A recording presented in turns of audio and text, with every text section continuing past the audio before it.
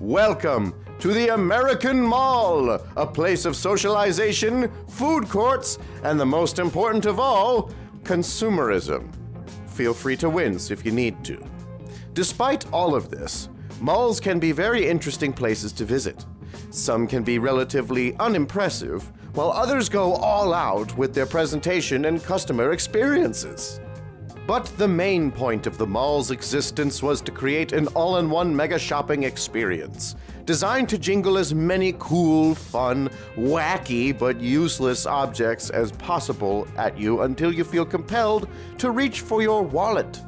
And as a guy who's been to malls many times, and despite being aware of this phenomenon, I still give in when I go in there, man. I mean, they had a megaphone with a bottle opener in the handle. I can't say no to such novelty. I can't help it. I'm weak. And then I remember that I'm actually a pirate and that I don't pay for anything, so we just raided the entire mall. I don't know if it's the pizza hitting weird or the game, but I'm getting zonked. Rose City represent. I've done it. My magnum opus. The Empire State Burger. So you call yourself the chess master? Bitch. Obviously, you do not know who you are talking to. Oh yeah? Well, we'll see who the real master of chess is.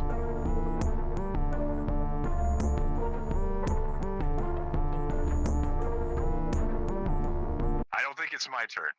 Imagine now that the entirety of civilization lived inside one of these malls, under a domed city, built on satisfying every human desire you could possibly imagine. Except there's no need to pay for anything. Food, luxury, even consensual sex on demand. Life is perfect. Nothing can be wrong as it is always made right. There's just one catch. Once you reach the age of 30, you must be renewed by carousel. For the indoctrinated, this means reincarnation, but for the rest of us, we know it as death. Would you make this deal? Would you be willing to give in completely to your deepest desires and for everlasting comfort? Or would you try to run? Where would you go? Where would you hide? All you have is the city. Out there? Who knows what's out there? On today's adventure, we travel planet-side into a world of pleasure and deceit, as we dive into a magical place for peace aplenty, so long as you have your youth intact. This is the story of Logan 5, a Sandman, a man whose sole purpose is to chase down and terminate anyone who dares to live past 30. As the tables suddenly turn against him, and he is forced to become what he so gleefully hunted down before. This is the story of Logan's Run.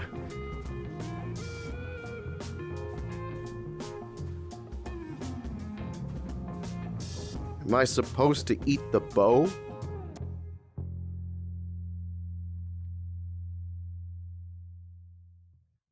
Logan's Run debuted itself to the world as a novel written by William F. Nolan in 1967.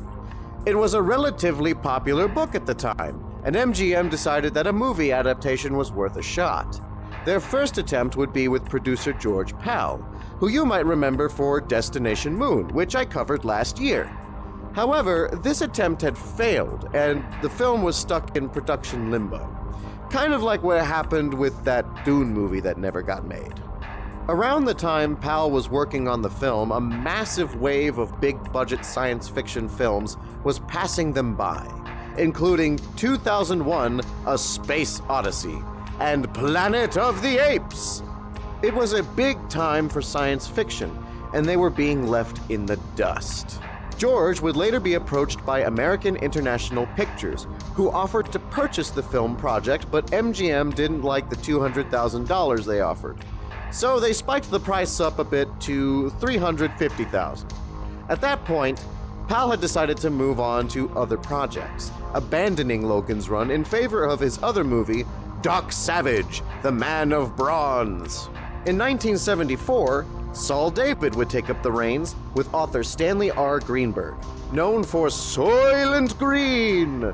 Stanley would come up with the idea of Carousel, but would eventually drop off the project to be replaced by David Zalag Goodman, who, after an extensive rewrite, including changing the age of death in the story from 21 to 30, the movie would be underway and would finally release on June 23, 1976. It was a smash hit with young audiences, though would encounter generally mixed responses from wider audiences. However, the film was credited for helping MGM to recover from financial debt, so it did some good for the studio that paid for it, and at the end of the day, isn't that all that really matters? I'm sure that's what the investors thought, I'm sure.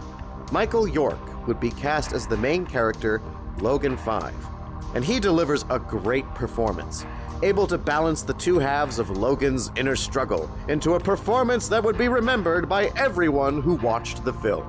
And oh boy, is it a performance. But now it is time to don our running shoes, take our Ankh amulet, and get the hell out of this intro and into the movie as we follow in the footsteps of Logan's Run.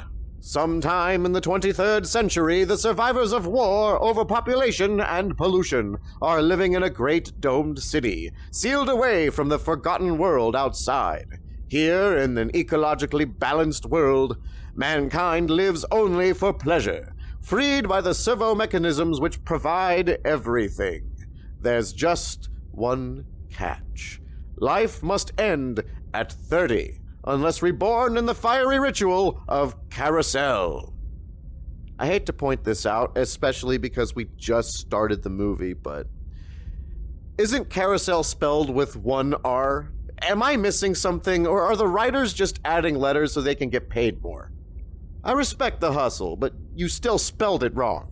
With that context stored in our heads, we get the opening title credits as the camera slowly makes its way into the domed city. The credits go on for a while because they were really proud of this one. And why not? It's a good model. Inside the domed city is a surreal utopia that reminds me of what Epcot was supposed to be, but thankfully just ended up being a theme park in the end. We see a newborn baby with a crystal-looking thing in its hand, while this jackass taps on the glass like a kid to a fish tank.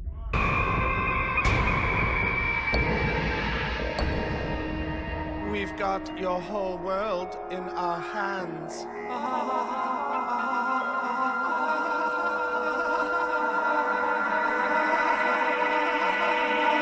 This is Logan 5, a Sandman, and we'll go over what they do later. Another asshole named Francis 7 appears, asking what Logan is doing in the nursery. He says that he's sure the baby is Logan 6, which I presume is meant to be his son. But Francis isn't so sure. It could be anybody's, but it's not Logan's anymore. Already setting the precedent that family is not a concept that exists in this place. All right, you want me to wake him? Break in? No, you've got it. What charming people we have here. Logan shuts down the alarm, invoking his Sandman status, which works, but the babies are all awake now, and so the two leave. Why sleep when you are having so much fun? We see this sweeping shot of the city as these two travel down the Epcot rocket rod system to get to their destination. This is my second Epcot joke. I wonder if there will be more. They arrive at a location known as Arcade, but I don't think it means the kind of arcade you and I are used to. Francis explains that there will be a couple new Sandmen in nursery the next day, since two of their guys are going on Carousel tonight, and Sandmen are always renewed. At least Francis believes that's how it works. Francis then explains the logic of the universe they live in. At age 30, one person dies, another person is born, or renewed. One for one, a system he describes as simple, logical, perfect. Simple, efficient, glorious. Francis and Logan bump into a man in red, and Francis becomes immediately suspicious of him. Logan asks why Francis was angry at the man, and Francis explains that he can tell when a red is going to run. When you question, it slows you down. The Sandmen arrive at Carousel, and there is a big turnout for this one. Last day, Capricorn 15s, year of the city, 2274. Carousel begins. Logan in this beginning is shown to ask a lot of questions about why things are the way they are, while Francis seems to be content with the system he lives in. They all gather in this strange arena. There's a few over there that could have been his seed mother. Only a few. You're just not trying. The lights dim as people in hockey masks circle around a giant light flower thing. They hold up their hands and show those hand lights now blinking red. Some weird crystal in the ceiling starts raining light upon the hockey mask people, and they take off their robes and show off their cool flame pattern onesies. They begin to spin like a carousel, hence the name, and they start flying up into the ceiling like it's Willy Wonka and the Chocolate Liability. Everyone in the audience cheers like British football superfans, and the hockey mask people start to combust into sparks and flame, while Palpatine tells us the tragedy of Darth Plagueis the— Oh wait. No, that wasn't Carousel, that was just weird space people entertainment. We're talking about Carousel.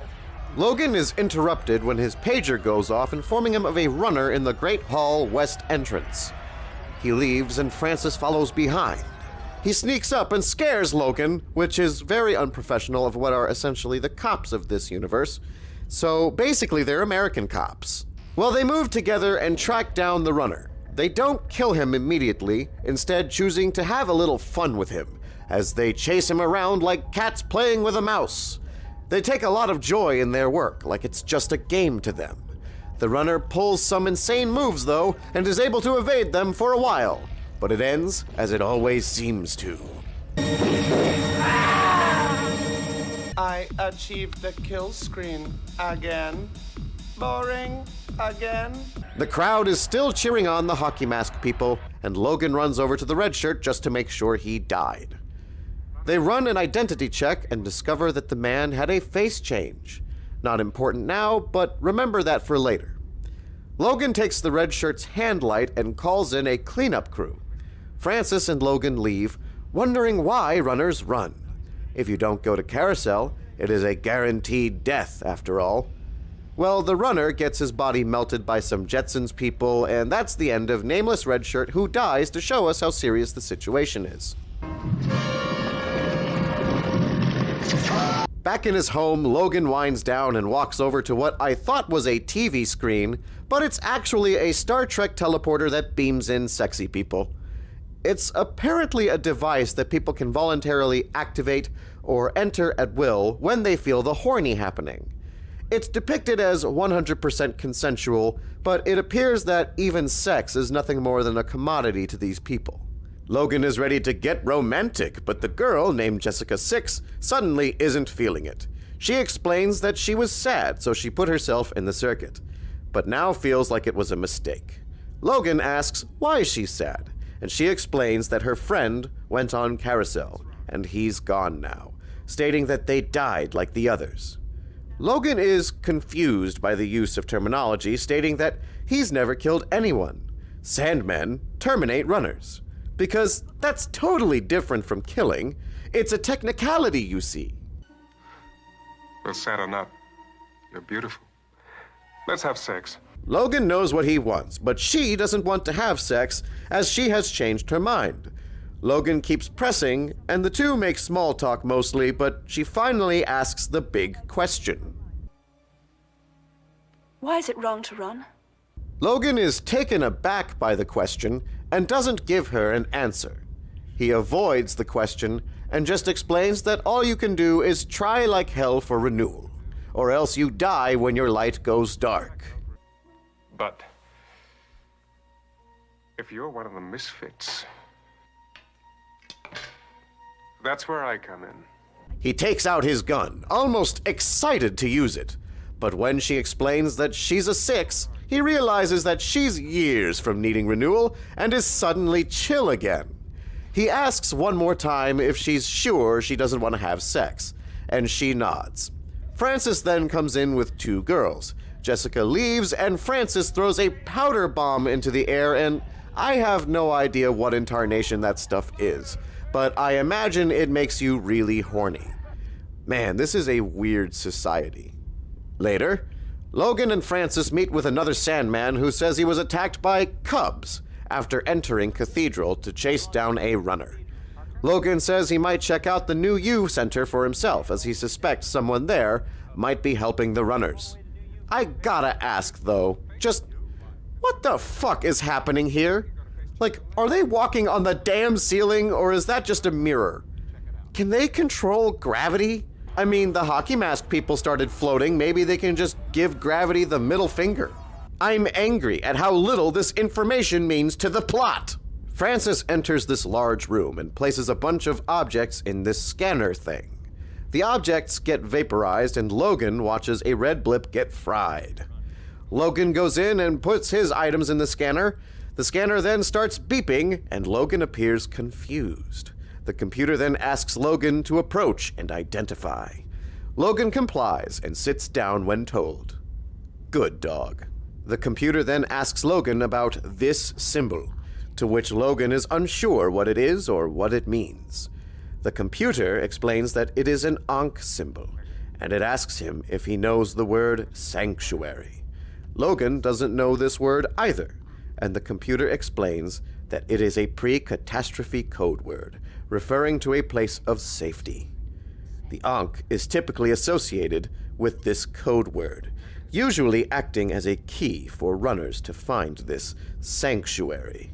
Yummy information. Yummy tuna fish.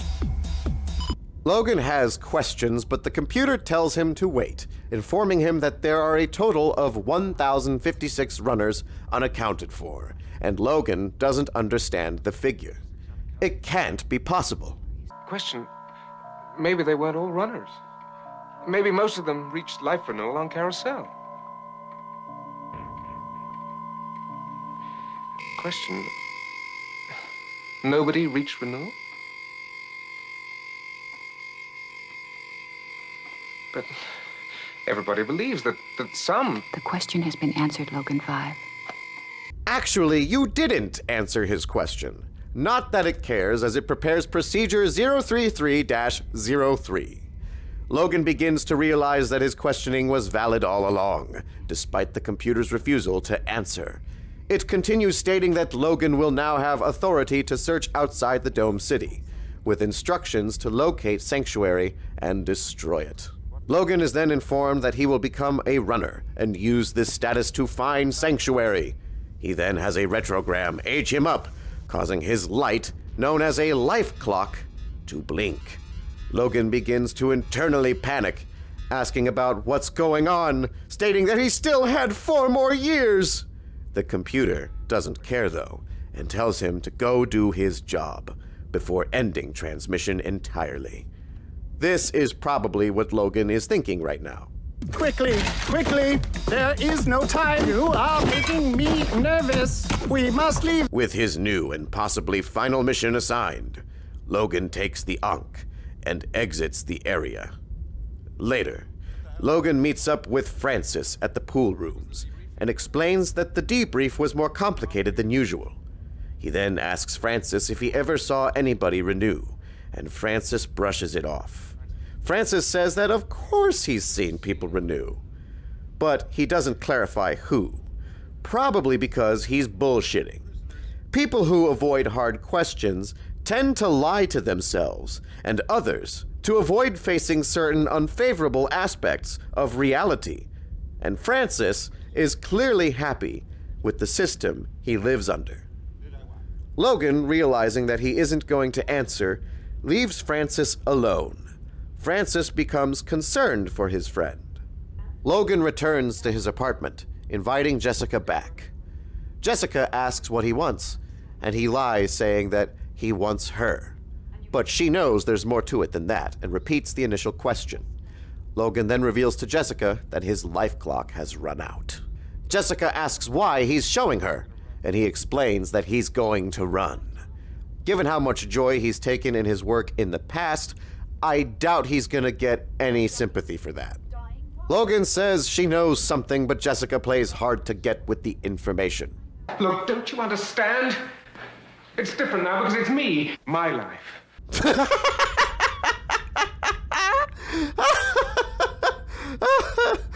Oh, what a fucking asshole. Logan asks her once more for her help and shows her the Ankh explaining that he got it from a runner.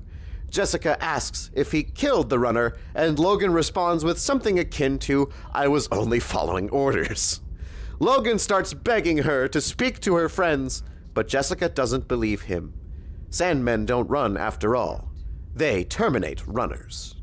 But when he mentions Sanctuary, Jessica walks out. Later, Logan is stalking Jessica around the city. What a guy, this Logan 5. Jessica speaks with some other people, speaking inconspicuously about a meetup point near the Hand on the first level or something, and that they'll find her once she's there, although it doesn't sound like they plan to help Logan at all. In fact, it sounds like they're planning to kill him. Meanwhile, Francis arrives at headquarters and swaps places with another Sandman to give him a break.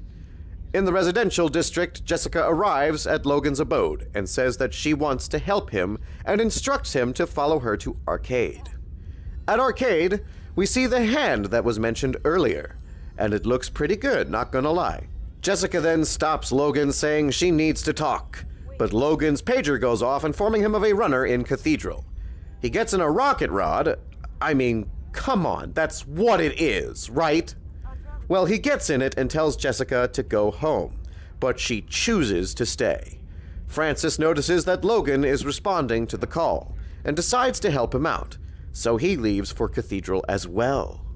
The two red shirts from earlier follow them, intent on killing Logan. And as Logan and Jessica speed across the city, Jessica asks about if cubs are really as dangerous as she's heard about. Logan tells her that they're violent and that Cathedral is the only place for them, unless they can change. Jessica speculates that the cubs are like that because they were born in breeders, which confuses Logan. Everyone is born in breeders. Jessica then says that she heard that human mothering might be better, and that she wishes that she knew her mother. Logan laughs, asking where she gets these crazy ideas, and Jessica looks disappointed. Logan asks about when she started questioning last day, and she says that she never mentioned questioning it. Logan asks again, but doesn't get an answer as the rocket rod warns them that they are entering a personal risk area. They arrive at Cathedral and Logan requests for the gate to open. The city computer grants him access, and Logan says that they keep the gate closed to keep the cubs in. The gate opens, and Logan takes point as they head in, and the gate closes behind them. They look around cautiously, and Logan draws his weapon. As a precaution, I'm sure. Then a little girl arrives and smiles at them. Logan, wait! I'm kidding. That's not what happens. That would be insane, though. She then approaches and tells them not to be afraid. She says her name is Mary too, and that she lives here in Cathedral. When Jessica asks why she's not in nursery, the little girl says that she's very smart. When asked when she turns green and goes up, she simply explains that she never goes upstairs. She then tells Jessica that she's a nice lady, and then robs her in the most smooth act of theft I've ever seen. Give Mary 2 a career in piracy. I'm so proud of her. Jessica wants to go after her, but Logan stops her, saying that she might be a decoy. They continue their search, and Logan decides to yell out for the runner, because that's not going to backfire immediately. So it backfires immediately, and a bunch of cubs come out and surround the two in an ambush. The cub in charge, named Billy, tells Logan that he cut up a Sandman yesterday, which was that guy we saw earlier that was bleeding real bad. Well, Logan tries to talk his way out of it, saying that once he turns green, the other cubs will turn on him. No cubs over 15 are allowed in Cathedral, apparently. Well, Billy don't care and attacks Logan as Logan does the reasonable thing and starts shooting his gun at the children with the pointy sticks. Logan seems more than ready to shoot the children, and so the cubs fuck off, leaving Billy behind. Billy decides to go for it and throws his pointy stick at the two, misses, then fucks off. They then continue their search and locate the runner. She's clearly terrified and tries to weasel her way out of being terminated, but Logan assures her that he's on her side.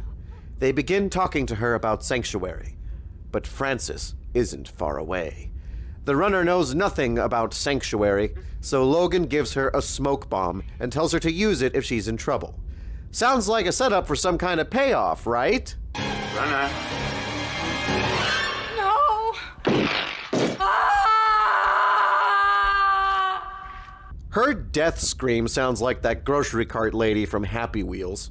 Francis reports that the runner is terminated, not mentioning Logan at all. Jessica stops to tell Logan that she was taking him to be killed in arcade, but after seeing his act of mercy, she now believes him and apologizes. Logan asks her to please take him to her friends, but she states that they will surely kill him. Even if Jessica vouches for him, his Sandman status is too risky to them. Jessica then finds Mary again and approaches her. Mary then removes the bracelet and returns it to Jessica. Jessica feels no ill will toward Mary, which is nice to see, but I would have just let her keep the dumb thing. I mean, it's not like you paid for it, right? You can easily replace it. Logan requests gate open and they depart from Cathedral. Logan tells Jessica that he's going to New U for a face change, planning to visit the person responsible for the first runner's face change. He believes that this person will help him like he helped the other runner. But given his Sandman status, I don't think this is going to go as well as he expects. Well, they leave, and the two red shirts get there just a little too late, and they look a little sad.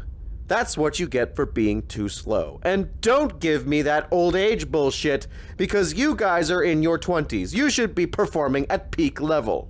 We see the New U facility, and people are lined up selecting what faces they want. Logan and Jessica enter, and the lady at the desk is surprised to see a Sandman, stating that she's only treated one other Sandman since she got here. Guess who she's referring to? That poor Sandman is now a laughingstock, and he was just in one scene.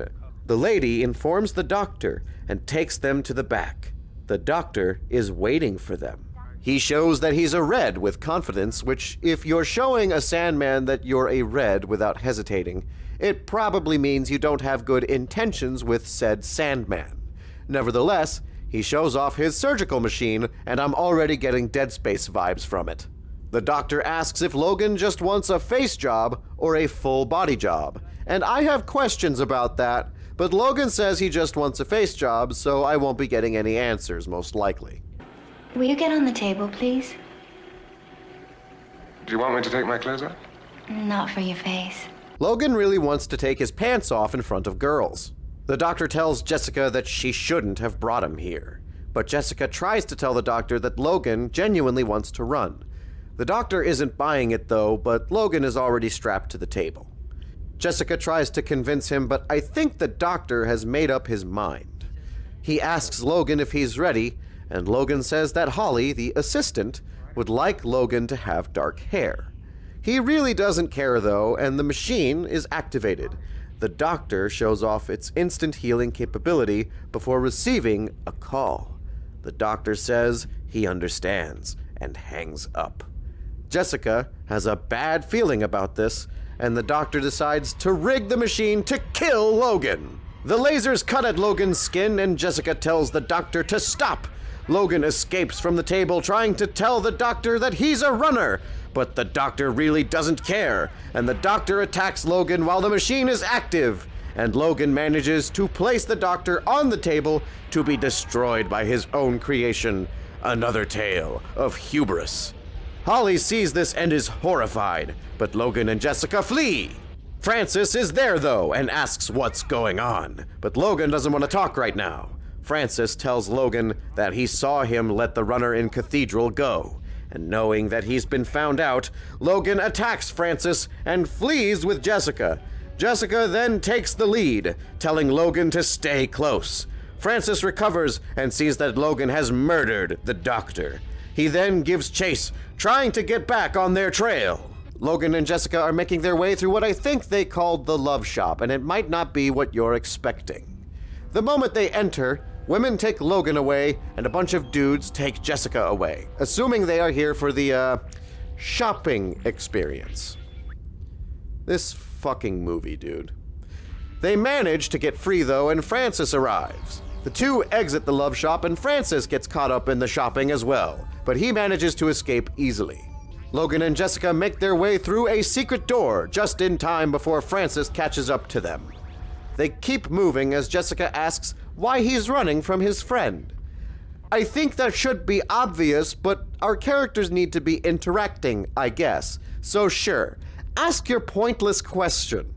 Logan tells Jessica that they have to convince her friends, because Francis certainly won't listen to them. She agrees, and they continue on. Jessica then stops Logan and tells him that she should go first, as they won't open the door for them if they aren't sure. Logan then activates his pager thing, and it notifies headquarters to his location. I mean, how the fuck did you do this by accident?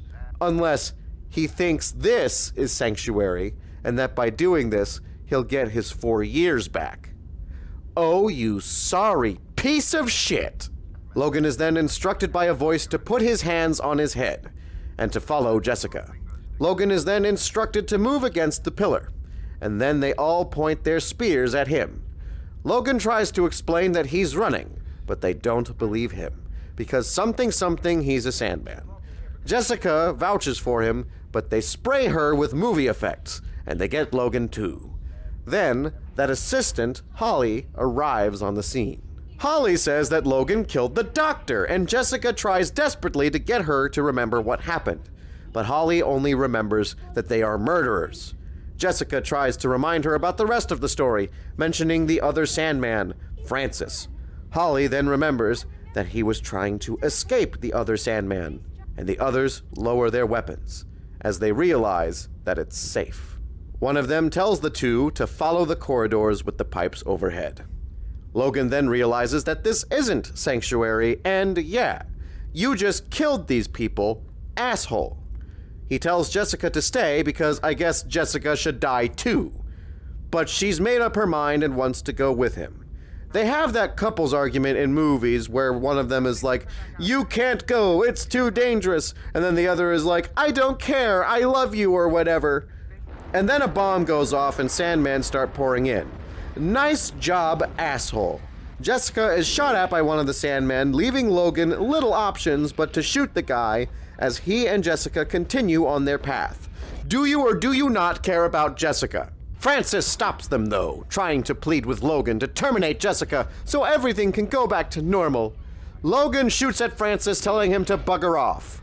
Logan and Jessica flee, but with Francis in hot pursuit. They arrive at the end of the corridor and find a voice box instructing them to use their key now. But they drop the Ankh like one of those white people who can't do anything right in those as seen on TV commercials.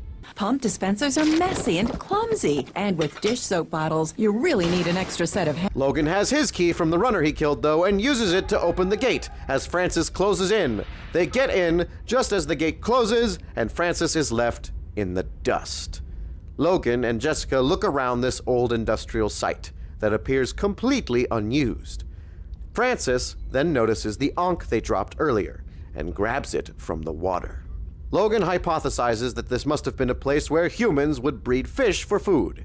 At least, he's heard about such things before. Must have been a savage world. Oh, yeah, and you guys are the paragons of what a decent society is like. You child! They keep walking, and Francis is stalking them, and then they're walking, and yeah, this movie can be slow at points. It's not a bad movie, just the pacing can be hit or miss. More walking, more stalking, then some hiding, then finally, Francis spots them and takes a shot at them. He misses, but a glass tank breaks behind them, causing the place to flood. Logan and Jessica flop their way out of the water through a hatch, and they close the hatch behind them. Logan then accidentally leans on this lever, causing this elevator to activate, The platform raises them into this strange frozen area that looks like another planet in a Star Trek episode. Look, a snow day. Let us make snow persons. Let's take our clothes off first before they freeze on us. Always with the taking the clothes off, Logan. Well, at least they have a valid reason to do so this time. Luckily, there's these skinned furs just waiting for them, conveniently, right there. Yeah. Welcome, humans. I am ready for you. Fish, plankton, sea greens, and protein from the sea. Fresh as harvest day. Overwhelming, am I not? Okay. Best character introduction ever. Logan asks who the robot is, and in a long-winded way, the robot says his name is Box. He's also really proud of his bird sculptures, apparently. Logan asks if this is a link to Sanctuary, but the robot is confused.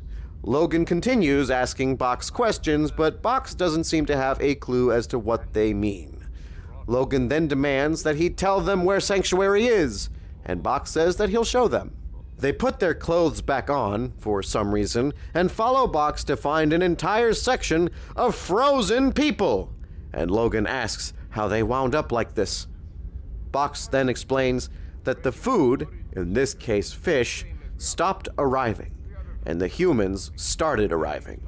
Somehow, the robot got this twisted idea that the humans should now become food. So he froze them and stored them.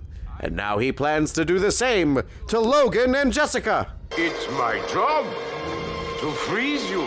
Protein, plankton, grass from the sea. Box chases them with the same level of joy Logan had hunting runners. Kind of nice to see the shoe on the other foot, eh? Kind of a face your demons moment, if you will. But anyways, Logan shoots Box. They scuffle, then Logan shoots the damn ceiling and causes a cave-in. Box cries over his birds as Logan and Jessica make a run for it. Your frozen niblets and fingers of chicken are futile. After much effort, they finally make it outside and see a giant orb in the sky that they don't know what it is, but it's warm, so that's good.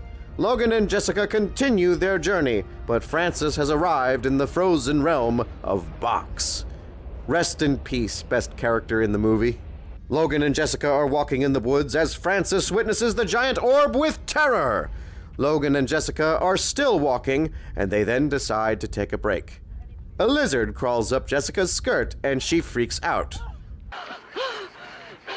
I hate outside! I hate it! I hate it! Logan calms her down, and they press on.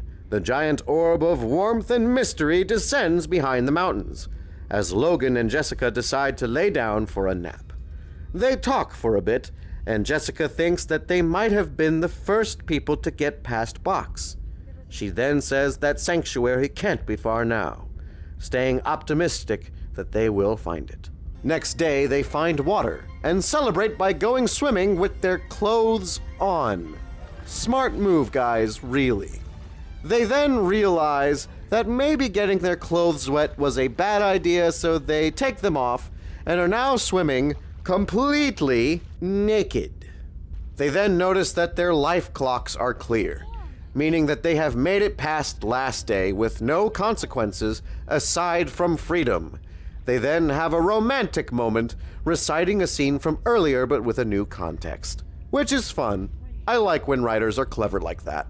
They continue on and find an old city that they believe could be Sanctuary. They move in to see what's there and find a long spire that seems to be a monument to some great man. The resemblance is uncanny, is it not? They find an old structure and enter, wondering where all the people are. And as they explore further, they find a statue of an old man. This revelation is huge for the two, and they leave as quickly as they came. They then arrive at this structure known as a building, and the two find a gravestone reading beloved husband and beloved wife. But they have no clue what those words mean. They enter the structure and find it is abandoned. But then they hear a noise. They move together very slowly, and Logan rips off a piece of a chair. He then gets startled by a cat, but doesn't hit it, fortunately. They enter the doorway and discover an old man with many cats. They aren't sure what to make of him, and so approach with caution. They introduce themselves at least, and the old man says that he can't remember his name. They inform the old man that they made it past Box, but the old man has no idea what they're talking about. Jessica asks if this is Sanctuary, but the old man doesn't understand that either. Logan asks to see his hands, and they discover that he isn't wearing a life clock. Another revelation. They then comment about how strange he looks, with all these crevices in his face, and the white hair. You'd swear they were analyzing an alien. They ask the man how old he is, but he gives a vague answer, seemingly not remembering or even keeping track. They ask him more old person questions, and I find it adorable how this old man is just being so polite, despite not being all there. I love this guy. They touch his face, then they ask if he's alone here, which opens the floodgates for this old guy to start talking about his cats. Cats this and cats that, and it's all cute, but this part of the film really drags for me. That's kind of an issue for me with this movie. Its pacing is all over the place. At some points, the pacing is great, but then it just grinds to a screeching halt. I mean, I find the old man charming, but so much time is spent on him talking about his cats all whimsy-like, and at some point, I just want to yell at the screen saying, "Get on with it!" Yes, get on with it! It is charming how Logan and Jessica have never seen a cat. Like, come on, that domed city isn't perfect if they ain't got cats and dogs. Then again, the humans and animals would probably have the same life expectancy, wouldn't they? Well, that got dark. Cats, of course. What else would they be called? Cats! Okay, geez, they're cats. Wonderful. Just take it easy. Logan asks about where they are, and the old man is all like, "It's somewhere, I guess." Which, I mean, it's obvious he's not got much to say, offering mostly vague answers. The old man then brings up that his parents told him of other people, and that they left some time ago. Logan is mystified that the old man knew his family, but he informs them that they are dead, and have been for some time. He then goes back to talking about his cats, possibly to conceal his grief. The old man asks to see Logan's hand since he showed him his, and he sees the life clock, asking if he can get one. Logan tells him that it's not possible, and the old man is a little upset but not angry. Jessica offers him her ring, though, and he accepts it. Logan asks if there's anything beyond this place, but the old man says that there's nothing out there really. His parents never made reference of anything else either.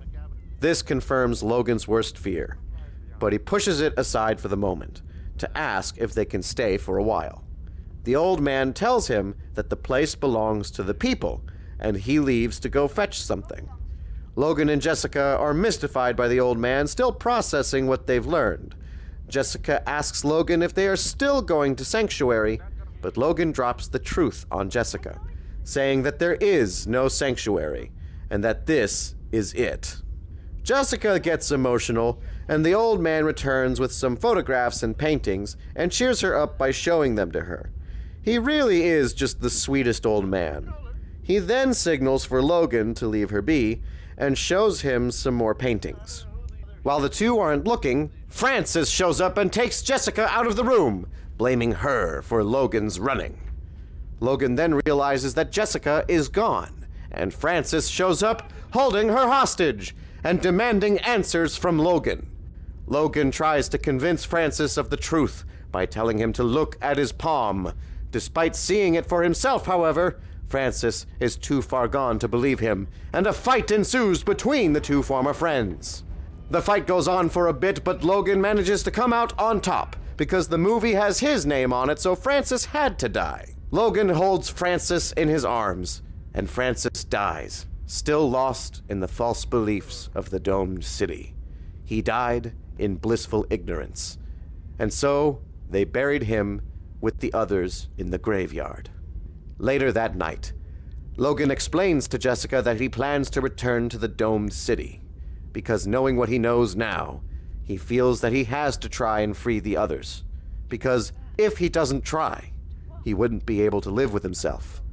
The old man isn't too stoked about the news, because he hoped they would stay to bury him next to his family. But they ask him to return with them, since he would be the best evidence that they are telling the truth. The old man agrees, excited to meet more people. They go on the journey back, and the old man goes on about nonsense that doesn't make sense to anybody but himself. And it's adorable. I love this guy. All young people, you say. Oh, I don't even remember what, although, of course, the young people, yeah. After a long trek, they sit down and make camp for the night. Logan asks about the meaning of beloved husband and beloved wife. The old man explains that it was something that his parents called each other to stay together. Jessica likes that idea and turns to Logan. Beloved husband. Yeah. Beloved wife. Beloved son. Next morning, they continue on their journey and arrive at the exterior of the city. They see an area that looks like a water-based power supply, and Logan tells the old man to wait outside, since he probably wouldn't be able to make it through the water. The old man is a little saddened by this, but Logan promises that he'll bring the people out to him. No, I've never seen a cat. People have never seen a cat? Well, he found a new reason to live. Logan and Jessica dive together and open a grate into the city. Fortunately, they are able to surface and make their way back into Epcot. This gives Logan a chance to put his plan into motion. What is his plan for getting the people out? Well, let's find out. No! Don't go in there! You don't have to die! Well, no one has to die at 30! You can live! Live! Live and grow old! I've seen it! She's seen it! Huh. I somehow expected, not that. Okay, so how does this bold strategy play out for Logan? Last day, Capricorn 29s. The life clocks are alive! Carousel is alive! There is no! So after getting busted for independent thought, they're taken into custody to be questioned by the computer intelligence which governs the city. Logan refuses to answer its questions as the computer asks where Sanctuary is. It then deploys something called segregation, which I have no idea what that is. So a bunch of small Logan heads reveal that there is no sanctuary. All the runners were frozen, that they found an old man, and that everything outside is just ruins. The computer keeps questioning, but because it's getting information that it deems illogical, it starts to short out, and the device breaks, releasing Logan, who frees himself, shoots the Sandmen, and takes Jessica to escape as Logan makes some final shots to kill the computer intelligence. So Epcot is having a bad day as everything is now exploding and everyone is running, getting crushed by rubble and whatnot, but since they all signed the Disney Plus agreement, they can't exactly sue them for it. Looks like the Warden's arena is crumbling like a cookie. Specimen 7 was a bit. Can't teleport. Systems failure. Help.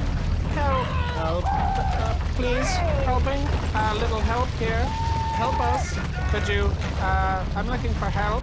One dude falls over a railing on fire, but they find a way to the surface somehow, and all the survivors discover the old man outside. They all approach him and can't believe what they see. His appearance is so strange, and yet they feel mystified as the old man finally gets his chance to meet everyone. The introduction goes well, and the people gather around to meet the old man, as Logan and Jessica make it to the surface, giving a final wave to the old man, as they embrace each other And with a final epic explosion, the credits roll over the now destroyed Epcot Center. What happened to all those babies in nursery? Probably nothing good, but the movie doesn't care to remember them, so stop asking silly questions. You know, when you question, it slows you down. And that was Logan's Run, I guess. My thoughts? What a beautiful mess of a film. It's a great look into a strange future that disguises itself as utopia, but with a dark, hidden truth that is murdering its populace. The story is interesting and the premise execution is fun at points, but on that same note, its inability to maintain good pacing causes that fun to fade, and we're left with just people talking. Nothing is wrong with people talking, of course, but when it's just people talking about nothing, I get bored.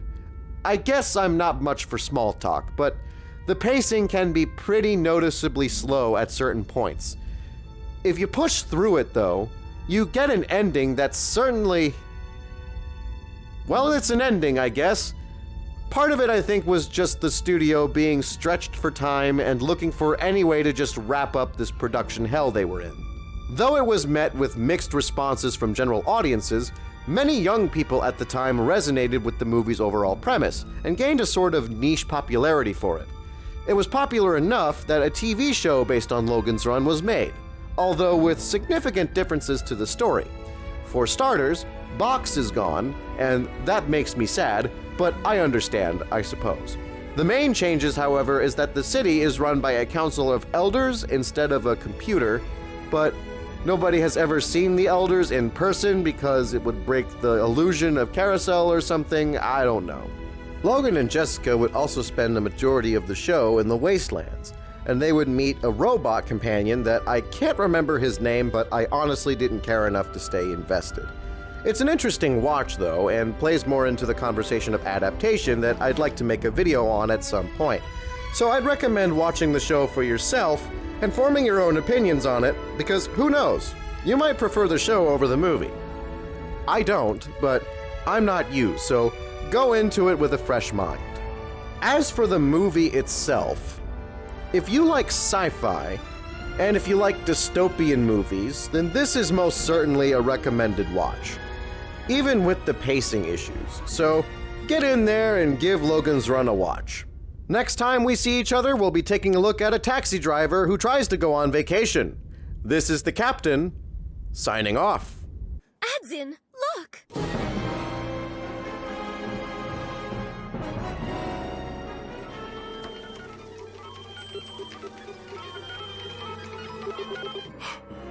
It can't be!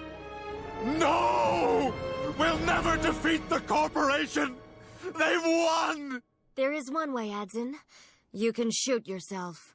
If it's the only way, I must.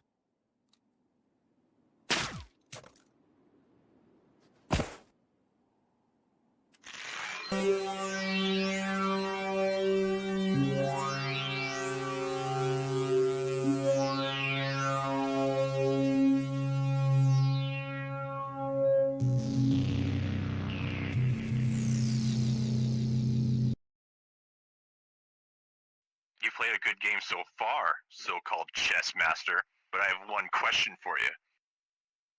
Which of these two pieces is the king and which one's the queen? I keep forgetting.